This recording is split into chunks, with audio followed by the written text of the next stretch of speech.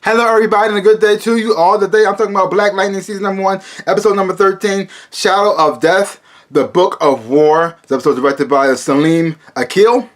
And here we have sort of the aftermath of watching Black Lightning get injured, which pretty much killed him, but his daughter Jennifer brought him back. And now his body is sort of like not, well, it's because of his powers and because of the injury that he suffered from and the fact that he died, he's leaning more to death now, and you see him struggling to fight his way back. And by doing this, you also get inside of his head, and you see flashbacks and the relationship he had with his father, and almost pretty much what led up to the moment where his powers manifested for the first time. Get more insight of that, and by seeing these flashbacks with his father, you get more of insight of how he is as a person, and the ideas and the quotes that he says, and the things that he pretty much passed on to the children in his high school, where he got them from, and it was led him down to the path to become the hero that he is now.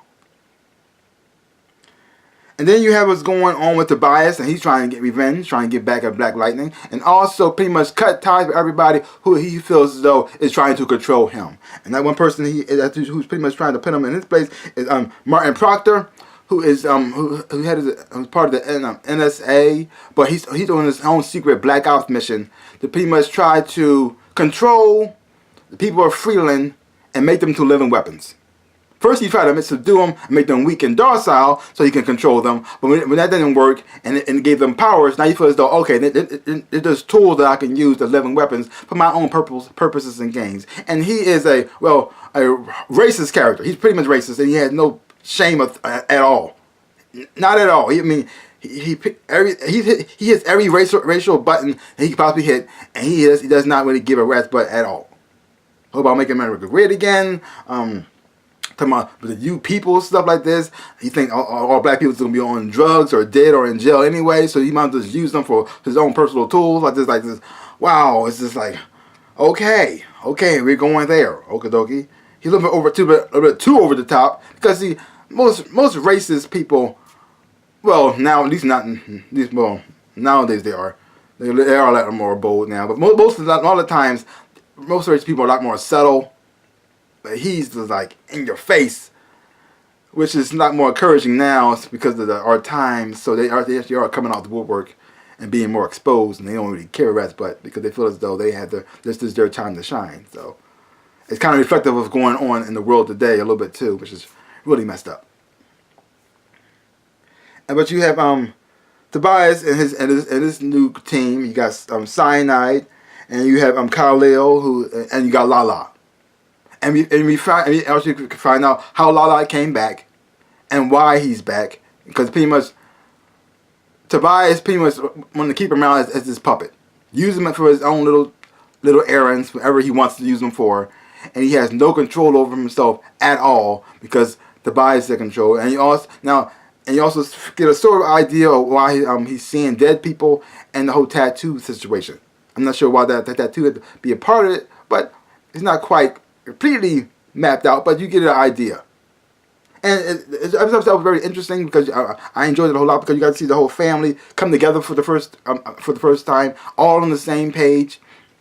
I mean, you have Lynn, who have been fighting Jefferson about this whole superhero thing for a long time, but now that she's been a part of it, she has been in action and has to fight for herself, she started to see things from a different perspective. And you have Jennifer, who was scared of her powers and her abilities and wanted to push them away, but now that she used them to help her father and bring him back to life, she started thinking, now you see her as a character growing, saying that, oh crap, I have an ability to help out somebody too. Maybe, possibly, I could be a hero as well. Now, I'm not exactly sure she's gonna go full gung ho like her sister Anessa and become like her own character as well, her own hero as well. But she started to see that her powers are not a curse, and that she could be a blessing at the same time too.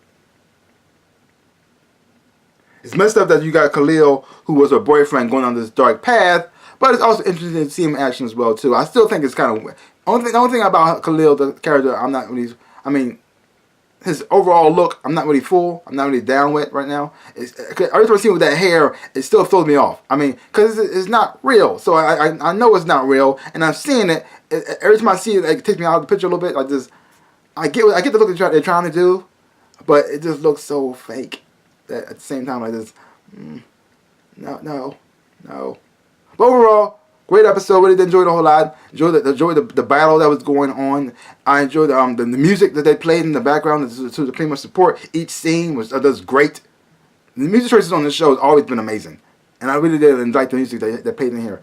They played in here because it gets you excited, and watching them in action alongside the music they're playing with is just great.